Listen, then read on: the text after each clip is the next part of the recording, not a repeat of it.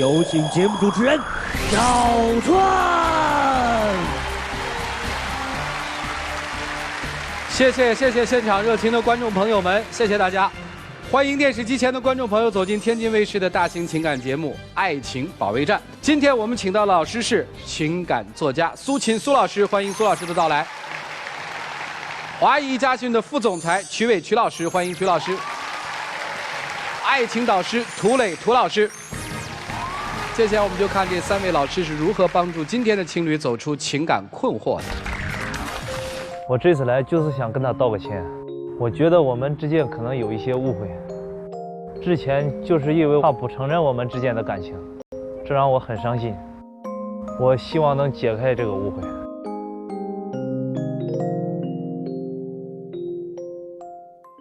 一个男生怎么面对一段情感的时候如此的委屈呢？让我们掌声请出这一对，掌声有请。男嘉宾小吕28岁，来自辽宁，是一名司机；女嘉宾小李23岁，来自黑龙江，是一名职员。来，有请2位，有请。欢迎2位哈，你比他大5岁是吧？是。怎么那么委屈呢？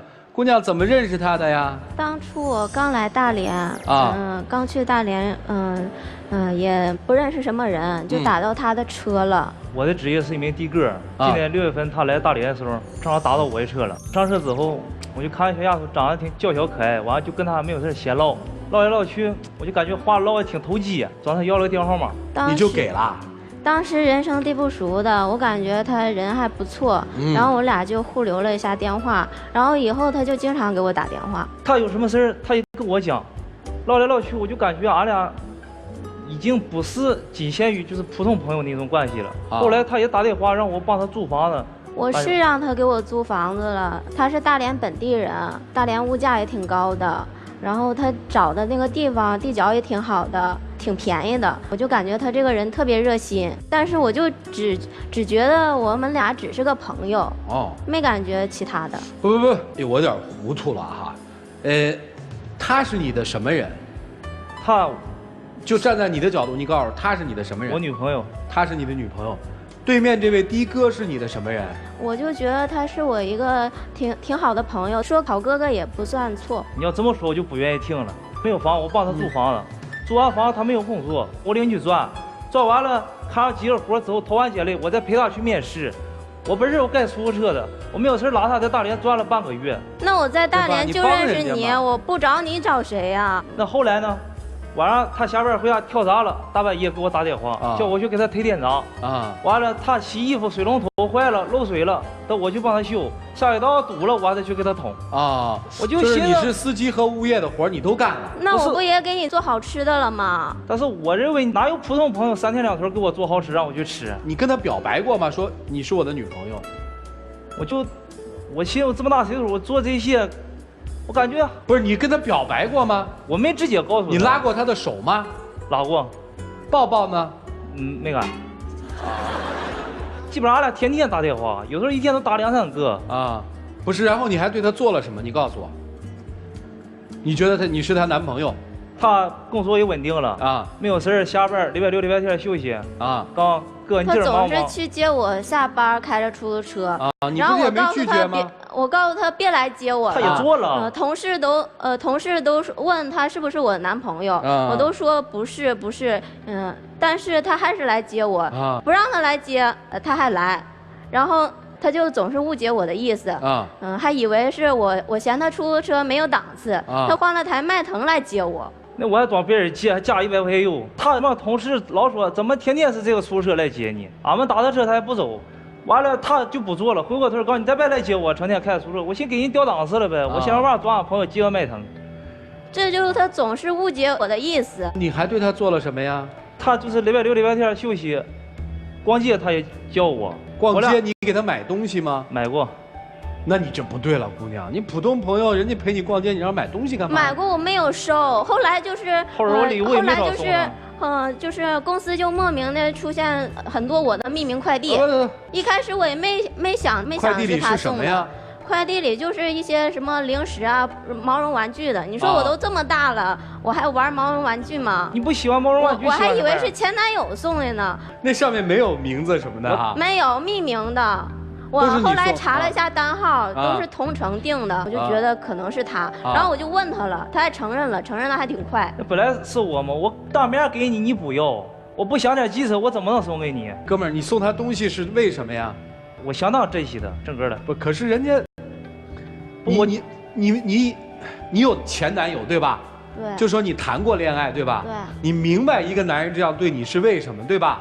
你为什么不跟他说清楚呢？说哥，咱俩我确实不喜欢你，别再送了。你说过这话吗？我说过，我是把你当做朋友，当做哥哥。但是你做这些事儿，普通朋友他根本就他做不了。不是，他还做了什么事儿？普通朋友做不了呢？你普通朋友，而且他还总是管着我。我觉得我还没跟他，跟他没成为男女朋友呢，他就开始管着我。我不接他电话，他就打电话跟我吼了一下。后来，你那是不接我电话吗？我一中午给你打17、8个电话，你都不接，完了电话都打没有电了，给我吓我寻你怎么了？我那不是睡觉呢吗？睡觉不关静音啊！而且我看到电话没电了，也看了他未接电话了，我给他回了啊，回来他着火了。那人家肯定是啊，你找我什么事儿？幸好我错了。那我没事，我非得我没听到电话，我非得要接吗？啊，我错了，我对不起。我请他去吃点饭啊。完了，俺俩走过那个吃饭地儿，还没能吃，遇到俺同学。俺同学，哎，今天男对象吗？我说呢。当时他就直接跟人家说我是他女朋友了。好，我特别想听你的反应是什么？他也没否认呢。我没否认，不是给你面子吗？你在你朋友面前多没有面子呀！我要是拒绝你了，不是后来他同学走了之后，你跟他说没说？我跟他说了。说了吗？人家没听见。是说了没听见还是没说呀？没说。行吧，等于你就认为从那以后他就变成你的女朋友了。再说了。更可恶的是，我另一天他就觉得我是他女朋友了，就让我要领我去见家长，这多可笑啊！我不去，然后他摔门就走了。第二天房东告诉我让我搬家，不让我住了。为啥？你说他这个男人是不是太小气了？不，我这么大岁数了，我没有别，我寻思跟他俩处半年了，你管呢？我就是没直接向他表白，感觉俺俩现在已经是对象关系了。我就说你这礼拜不行，跟我回趟家去。我真是不想听他说什么了，他总是曲解我的意思。好，我问问小伙子啊，小吕是吧？对。房东为什么那么听你的话就轰人家走啊？那房东是我朋友的朋友，要不上俺去住好地角，房还便宜。担着你的面子来的哈。对，完了那天我说大哥，我说你给那谁。小徐打电话，我说你刚房补助给他，让他走。其实我并不是真心让他走，我寻思吓唬吓唬他，他是不是再给我打电话，俺俩再联系联系？明白。你知道当时我多委屈吗？你现在还住那儿呢吗？后来我跟那个房东又说了一下，我说给他加一点房费吧。你朋友赚了钱了啊！来，我接着问啊，你一直没向他表白是为什么呀？就俺俩之间处这么长时间，刚开始认识10来天通电话，完后来我帮他租房，从租房就一直没断过联系，联系到现在，从6月份到12月份。那么这些东西在常人眼里，我朋友也见了。朋友是你带着他去见的，还是你们吃饭的偶遇朋友？就偶遇，偶遇那不算啊。我成天我也比较忙啊，就是有时候他找我出去陪他溜达什么，我都去了。我感觉俺俩现在顺理成章，他也其实也没说直接拒绝我，哥，我不是你对象，你在外怎么样？他也没这么说，我就觉得他对我好，我就应该回报他一点，我不能就无故的就接受他的好吧？不是，你所谓的回报是什么？就是请他吃饭是吗？我就平时给他做一些好吃的，我爱吃什么我也没什么可以回报他的呀。那你到底是不是他对象啊？我不是。给姑娘都急哭了，这小伙子对你不是不错吗？我现在还不想处对象了。是不想处还是没看上呢？说实话，没事。不想处了。这人怎么样？处下来？他对我确实挺好的，但是我就感觉他是哥哥一样的照顾我。你跟我说句实话，你对他有没有那个男女那种感觉？没有。我问你，就是今天如果你领不走他的话，你还把他当成一个朋友吗？还是当成敌人？我也很纠结，我就感觉我投入的不少了。我没说感觉说得不着回报，就是说最终我想他就是咱动正格的时候，我遇到这种结果了啊，我就确实我觉得我挺伤心，挺委屈。但是你不觉得追一个女孩追半年没追上也很正常吗？但是我对她，我真心喜欢她，我从来都没想过，我就想跟她俩好好处，我从来没想过跟她说再做一些什么过格的事你知不知道？我就去行动去打动她啊。但是这丫头一直把我当成哥。那你也不能怪这丫头啊，这事儿，所以你今天来是想让她变成你的女朋友。对，你今天来是想跟她说清楚，只认她做哥。对，行吧，老师们，你们看怎么办吧？咱们一起进入丘比特问卷。哥哥呀，妹妹呀，叫的挺热闹的，但实际上现在不是说哥哥妹妹是恋人未满的状态，就基本上形容那种正在暧昧还没爱情的人，一般都爱叫你是我哥哥。我是你妹妹，这样还可以享受他对我的好，对我的照顾，但是我还不用为他尽这种恋人的一些职责和责任。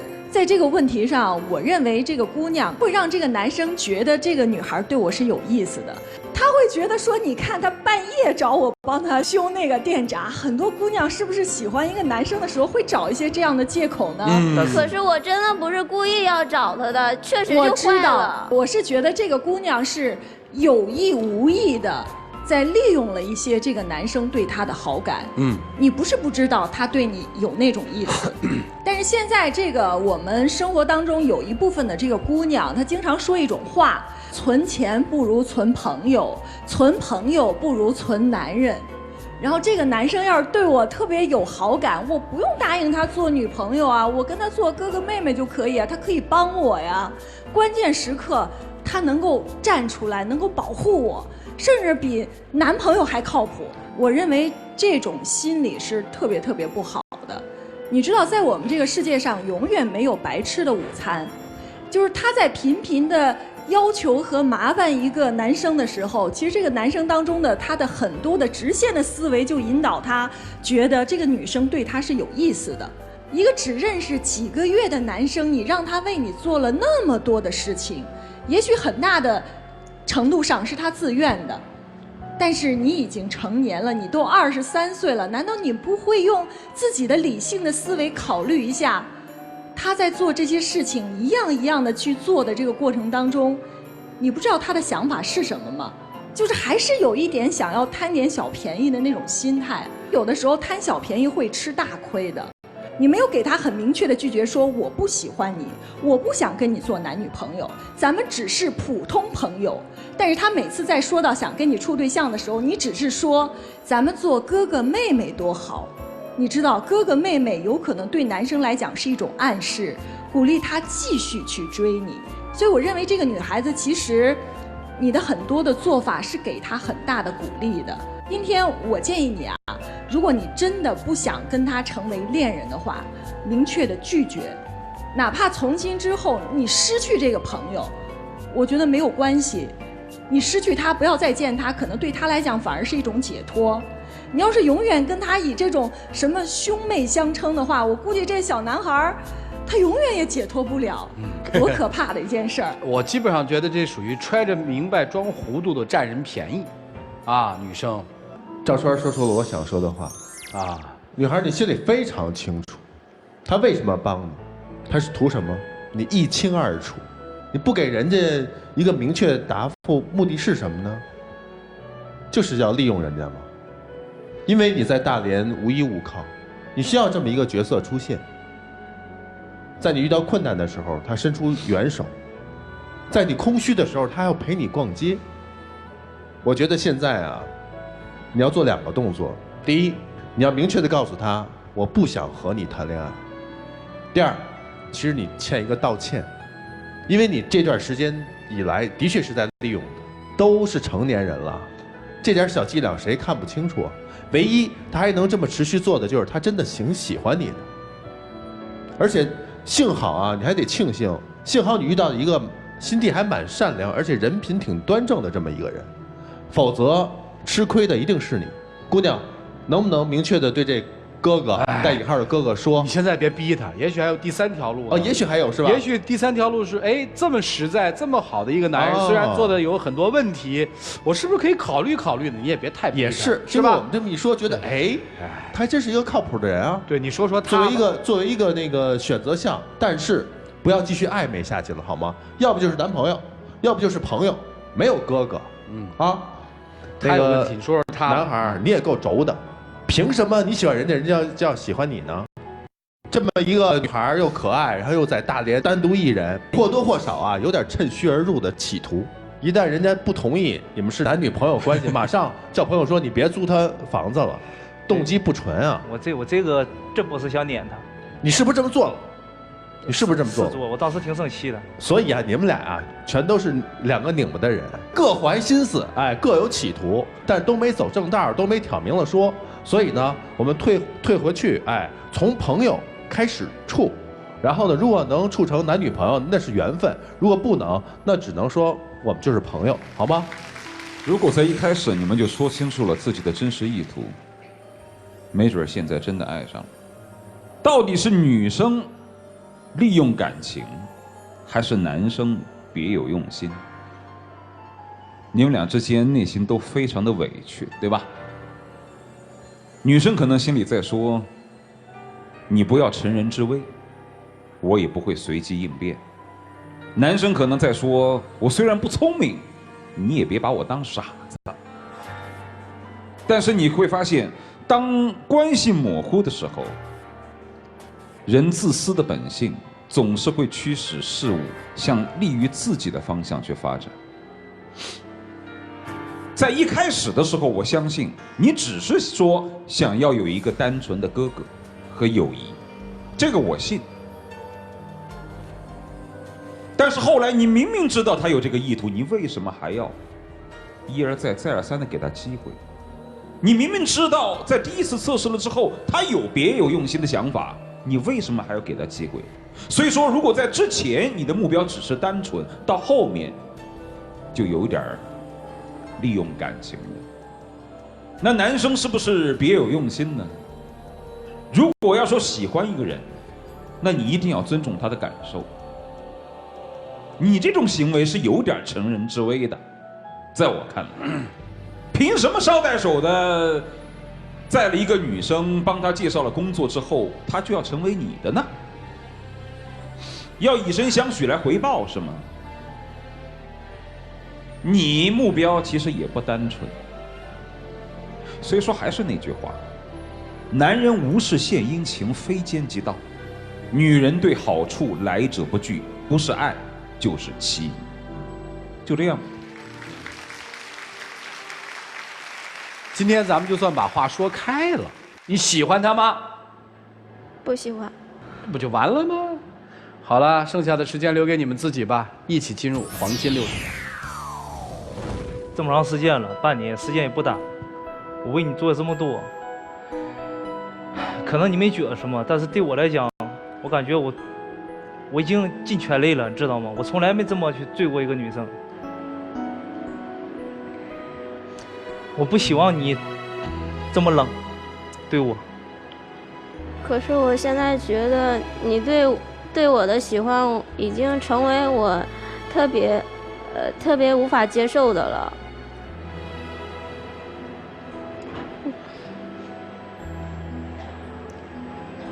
我就感觉你现在你对我的喜欢已经成了负担了。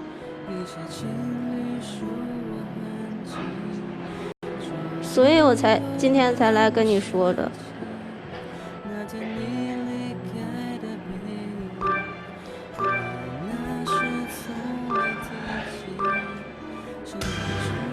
哎，请亮灯，我替他问一句话行吗？这的哥现在有点懵啊。以前咱既往不咎了，从今天开始，我能追你吗？能不能追你吗？哎，想不好，咱今天就换个命题，能追你就出来，不能追，一点机会都不给你就走，好吗？好，回去吧，没人说一定追女孩就一定要追到的嘛，对不对？这是多么拧巴的一段感情啊！来，请关门。今天在这个现场，女生会给男生一个追求她的机会吗？来，请开门。药保湿医美试水提醒您，精彩节目马上回来。来，请开门。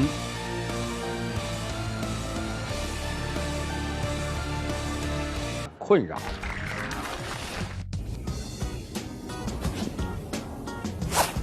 我觉得吧，我女朋友应该是这个样子，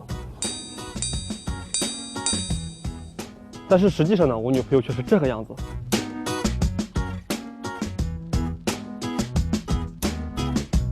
生活中呢，我管她可能管得比较严一点，因为她呢比较笨，做什么都做不好。但是呢，最近呢，可能由于我管得比较严吧，她告诉她妈说是我管她太严，不能和我处了。你说处了1年多，快2年时间了，说分就能分吗？肯定不能。所以说坚决不分手。我也搞不清楚现在人到底都怎么了啊！就口口声声就说我女朋友笨，笨她又不可能跟人分手，这到底是图什么呢？掌声请出这一对，掌声有请。男嘉宾小海26岁，来自甘肃，是一名销售；女嘉宾小辉22岁，来自黑龙江，是一名幼师。来，有请，有请，来，有请。你们俩是怎么认识的？我看这资料上面，一个甘肃，一个黑龙江，在哪认识的呀？我们俩是一个大学毕业的，然后当时学校有个那个群嘛，然后就群里经常发红包，然后我们就都抢。他就手气比较好，我就是手气比较烂的那种，啥也抢不着。然后我就会抱怨，他就会安慰我，然后还会私聊我，给我发红包，然后就联系的挺密切的。原来你是被他发红包发来的。女生为什么要分手啊？他就是刚开始我俩在一起那会儿可好了，后来就越来越过分了啊，就是特别变态。那天啊，在家里我那个手机就是挺卡的，然后我就是自己清理了半天，怎么的它都卡。后来他在我旁边，他把我手机拿走了，他说我给你清理吧。结果拿完了回来，好，把我软件全给我删了。你自己说说吧，你里边都些什么软件？拍照的呀，那女生自拍一下修个图不很正常吗？老师，我跟你说，自拍软件、修图软件，什么包括美颜相机、美图秀秀、淘宝、天猫，各种聊天软件，就手机屏幕里边一页都装不下，就这么多。你说我这些软件多吧，他给我删了，我也没说啥。关键这个不是重点，重点是我往右边一翻，嚯，给我下了1页的软件，全是做饭的。这是什么？你的手机的截图是吗？其实这个呢，我要解释一下，前边呢确实是我下的一些，但是都是我经过精挑细选，可以帮助到他的一些东西。然后后边那2行基本就是为了图个美观嘛，凑个1页。你是哪家网络公司做美食 UP 的推销员啊？我不是，我是这个特别像一大广告是吧？关键是他这里边，因为这个都是可以用 QQ 登录的，我们俩 QQ 密码互相都知道，但是然后他就用我的 QQ 直接登上去了，然后就会平时就会看一些菜，就是不光有中国的菜，连别的国家的都有。然后他一看，他自己觉得啊挺好吃的，然后他就给我打电话说，喂，我今天看了个菜可好吃了，你晚上回去做吧。你说我中餐都还没怎么学呢，再说了，你会吗？你就要求我学这些。中餐我这不是会差不多嘛都。然后西餐我就想着西餐你学着点，然后就是完了你再教我，咱俩可以互相教嘛。那你明知道我对做饭这些东西就是不怎么感冒，然后非得就让我去学这些，你说每天下班回来都挺累的，做点家常菜吃不是挺好的吗？就1个星期7天，恨不得5天都这样，我都感觉我天天这弦儿都是绷着的。不就做饭这点事儿吗？还有别的大事件吗？我不觉得变态呀。他要求我呀，他会跟我说呀。说你可以不听吗？最主要的不是说是我下这些软件这些东西，我下了这么多，我用心良苦。他要是能做出1、2个，我已经满意了啊。事实上，他1个都不会错，到最后。谁说我不会做了？会做什么？你说一下。炒鸡蛋啊。那行了，1个。你不说炒鸡蛋，这事儿我都忘了。你一说炒鸡蛋，我是一肚子气。有一次吧，他跟我说他有2个女性朋友，就是关系特别好，平时对他特别照顾。他说请到家里边吃个饭，我说也行。然后他给我嘚瑟，这次这个饭你交给我来做吧。你说我学了这么久，结果就是老师我跟你说啊，他让我出去陪朋友聊天，我出去了，没聊一会儿，啪，明显听到碗或碟子碎了，让我赶紧进去，我就进去看了，这家伙拿2个破碗搁那儿傻呵的冲我直笑。我一看没事，我说你这碗摔了，那我就来做吧，还不让我做。那你说我在里边做个饭，你在外边老在那嘱咐我，一会儿喊我一句让我放盐，一会儿喊我一句说你那土豆炖牛肉你多炖一会儿。我这是有原因的，你平时让你做菜，你10次里边有8、9次就不放盐或者不放调料什么的。那你再回锅重做一下不就得了吗？怎么那么多事儿啊？呢？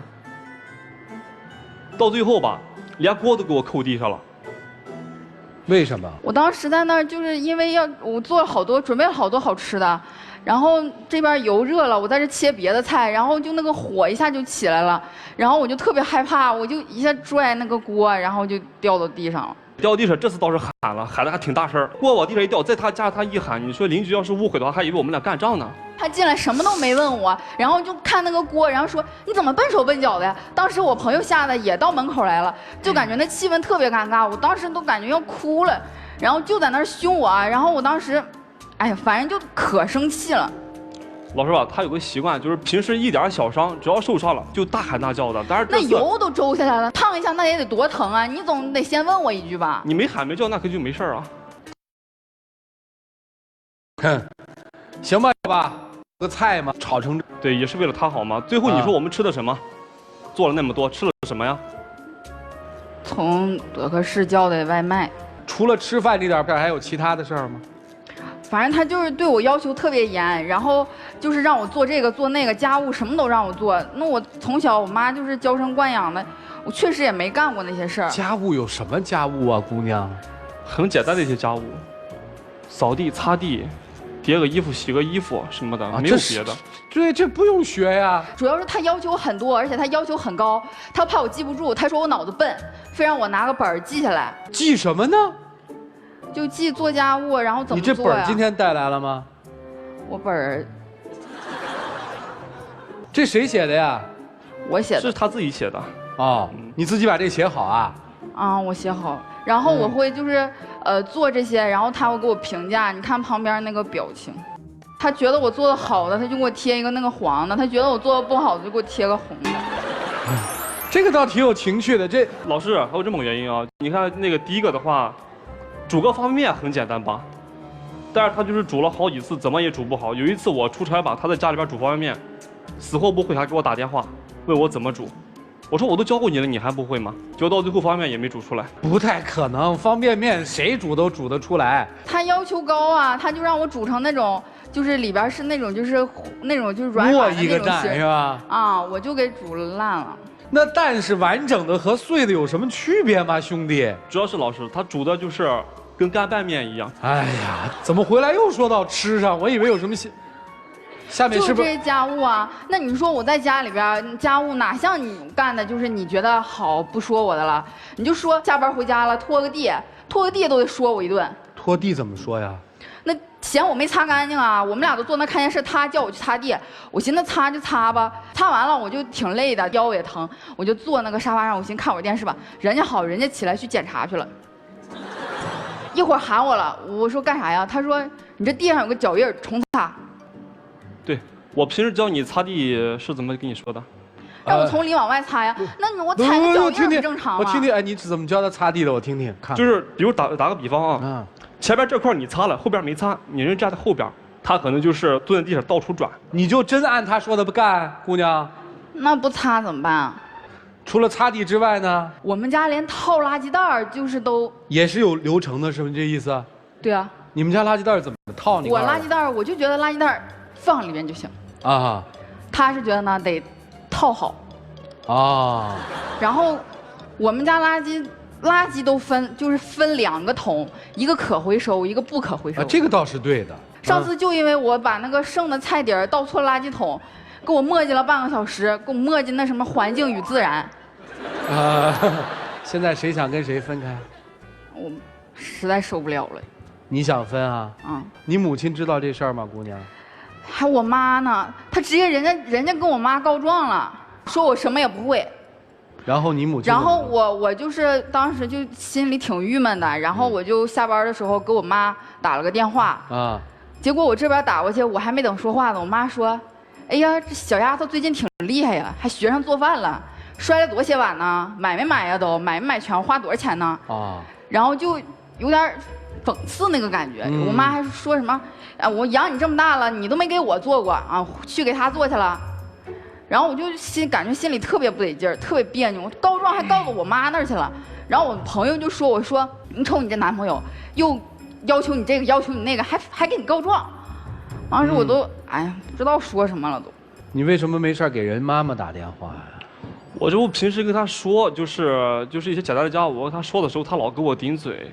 就是我想这他妈妈，然后我跟他妈说一下，他妈说他可能会听是这个。所以你现在觉得跟他在一起确实没有味道了吧？生活过的。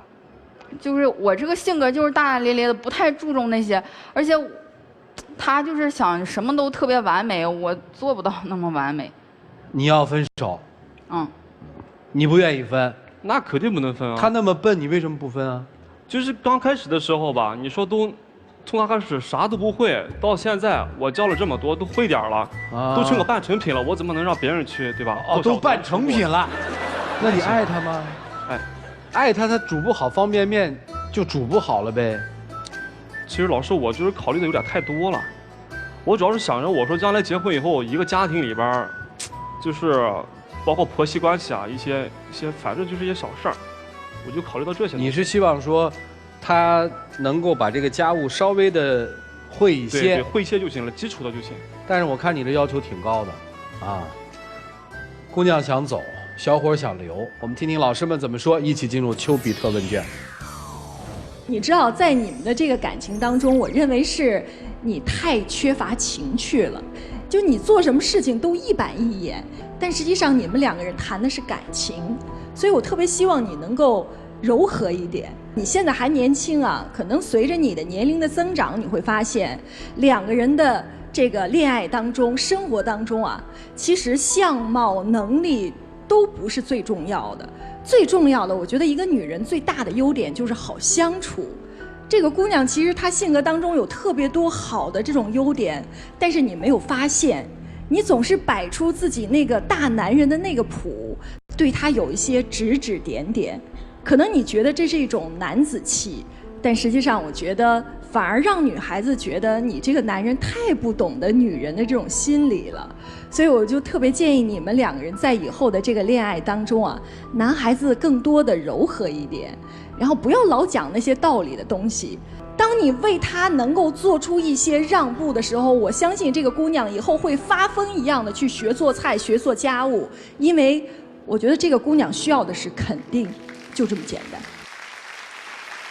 男孩本来挺优秀的，你知道，尤其是会做饭、能做家务的男人是很有魅力的。但是恰恰就是因为你会这个，反而现在他要离开你，因为你会了，你也必须得让他会。你是她男朋友，未来可能是她的老公，但是你一定不是他爸，对不对？对。你如果摆出一副父亲的样子，那他受不了的，因为他要找的是一个男朋友。有情趣，爱他，照顾他，甚至于你为他做饭，他会吃得很开心。你如果把他改变成一个能下厨房做的一手好菜的一个女人，也许他已经不是那个你喜欢的那人了，至少他自己现在不喜欢。你们现在其实还没有谈婚论嫁呢，你就要管着他，你要让他作为一个主妇，掌握家庭琐事的女人的那个角色来要求他，太急了，所以他会很不开心的。我相信这个女孩还是蛮单纯，而且非常爱你的，只不过是受不了你的折磨呀。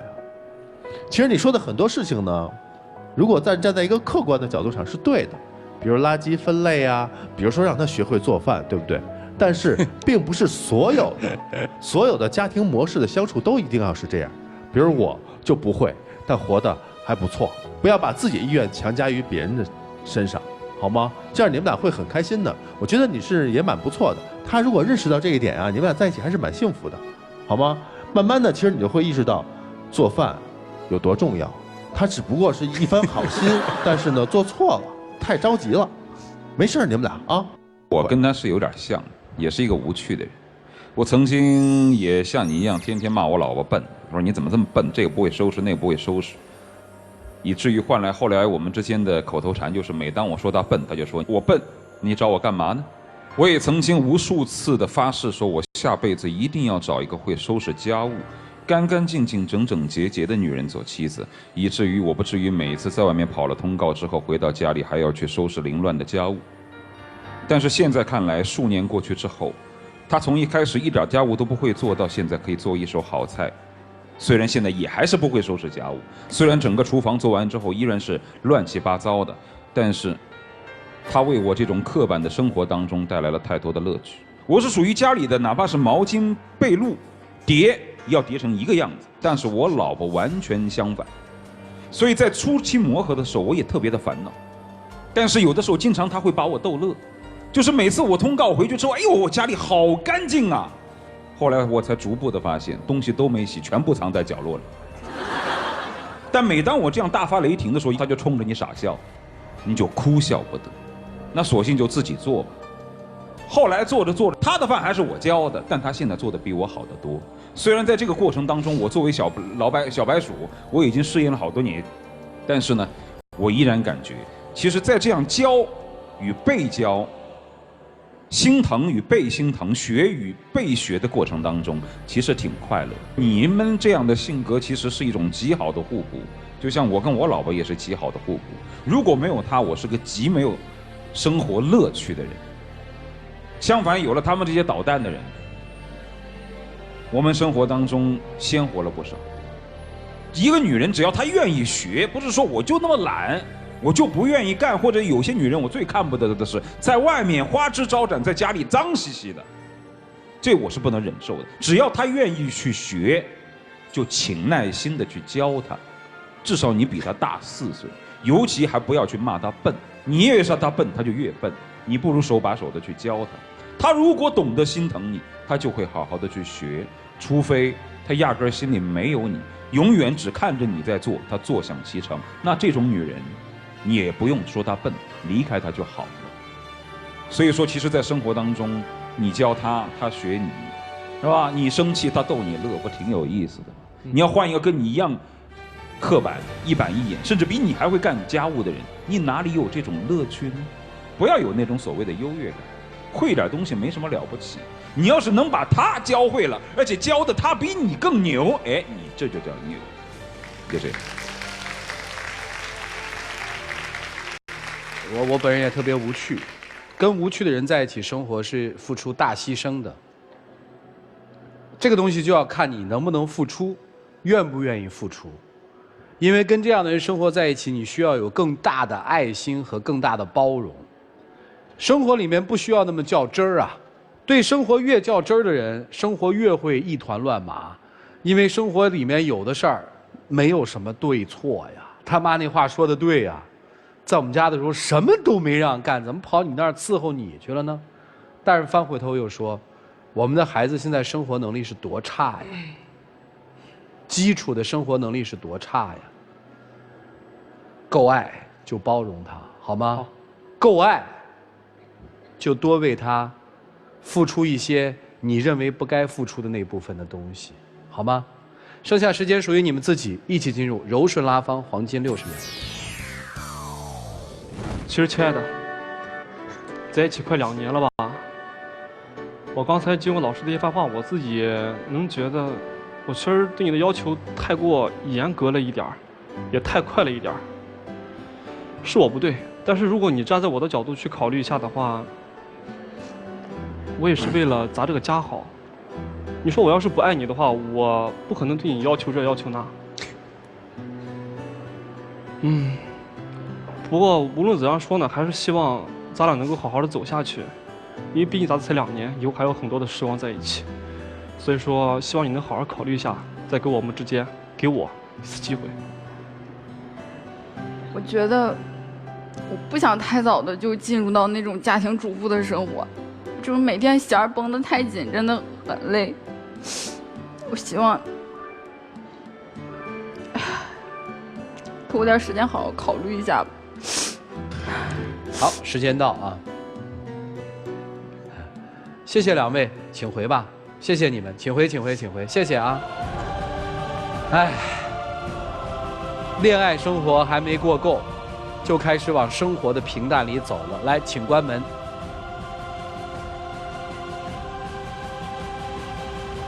今天在这个现场，女生会留下，还是离开呢？请开门。要保湿伊贝诗，伊贝诗弹润保湿水提醒您，精彩节目要保湿伊贝诗，伊贝诗弹润保湿水提醒您，精彩节目马上回来。请开门。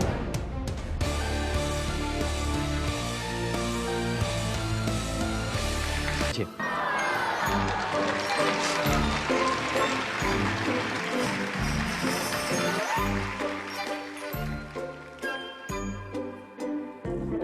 好了，接下来让我们一起来见证属于他们的浪漫时光。各位，请见证。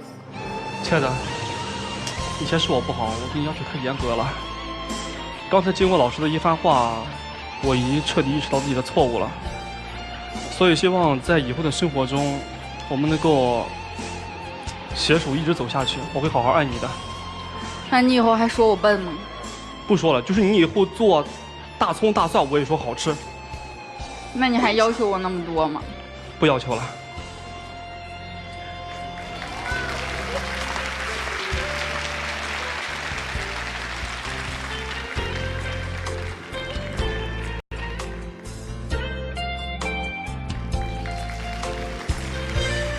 发现身上的优点吧，彼此。好好待他好吗？好，请回，请回，请回。